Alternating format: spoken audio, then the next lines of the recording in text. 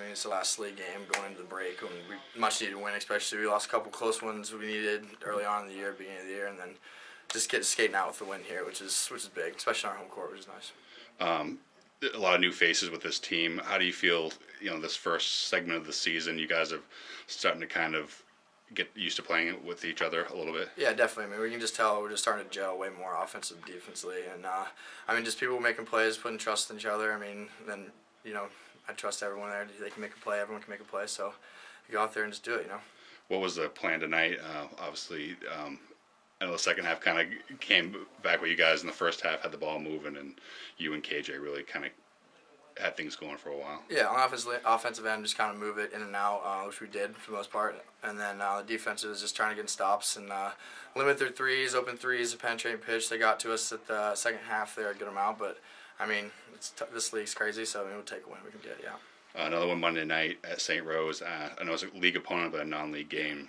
They're certainly off to a good start. Yeah, it's going to be definitely a big test. I mean, we got to go down there and just hopefully set a statement that Stonehill ready to play. And, I mean, it's a big win, it needs to be a big win. Sigh of relief. I feel like I aged in the second half well beyond my years with that. But, I mean, to win any game in this league is so important. It's so tough.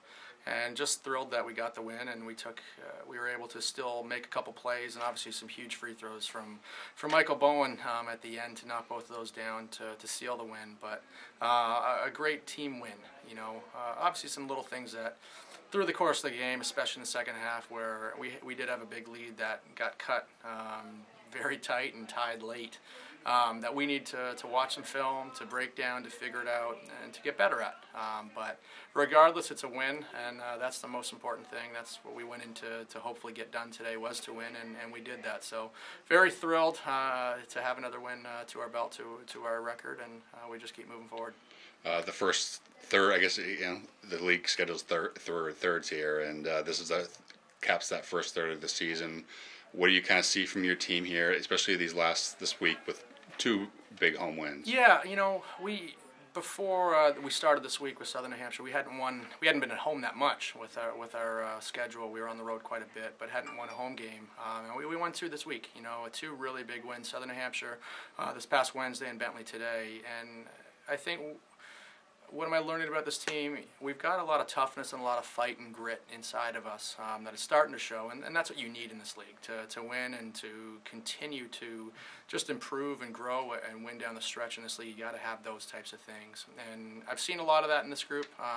Yet to see it for a full 40 minutes. I thought Wednesday's game was the closest we've come to completing a 40-minute game. But we're dealing with some injuries right now. We were two starters down today. Jimmy Walsh and Isaiah Best, two of our starters who have logged a lot of minutes. To do that today without those guys just shows that we've got some depth, we've got some toughness, and we're capable of playing some good basketball. But I think we still got a long ways to go. And we need to correct some of the stuff that happened from that 23-point lead that we had, I think, at the 17-minute mark of the second half to a tie game late. To be up that much against that team today against Bentley, shows that we're capable of doing some really nice things on the floor. We just got to figure out what happened to make sure that doesn't happen again.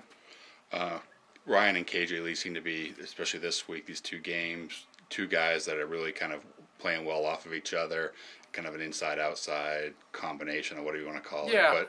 But they were really kind of big for you guys tonight. Yeah, I think they're starting to figure each other out.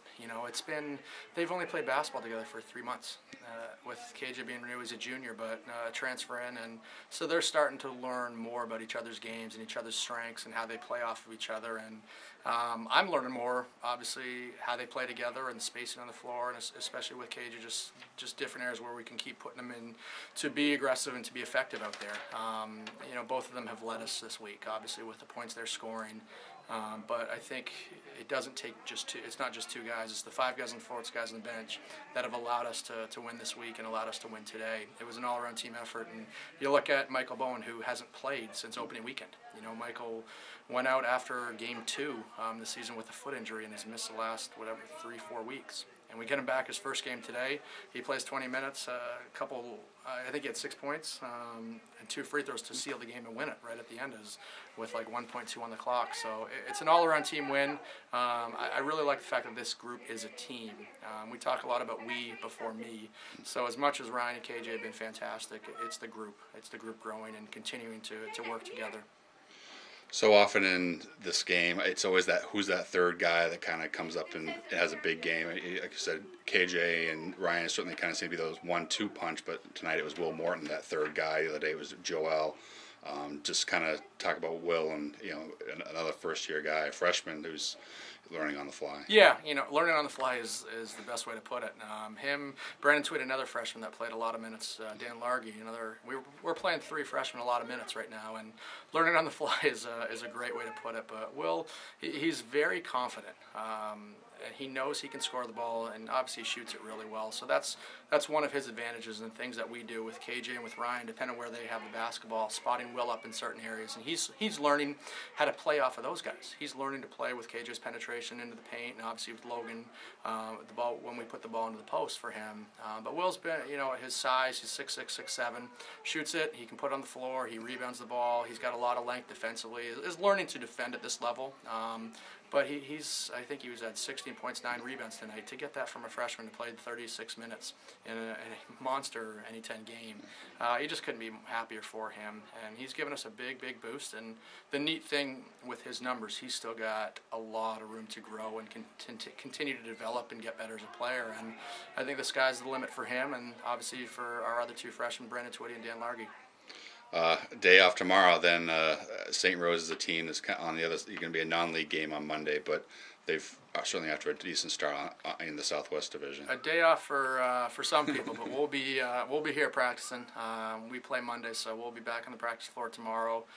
Certainly watching some film and watching our opponent on Monday, but also watching some stuff today. Good things we did, and then some things that we gotta work on. But as always, like you said, it does not get easier in this league. Heading up to Albany to take on St. Rose, who I think is one of the top teams in this league this year. And we'll have our hands full, and we got to make sure we come ready to play.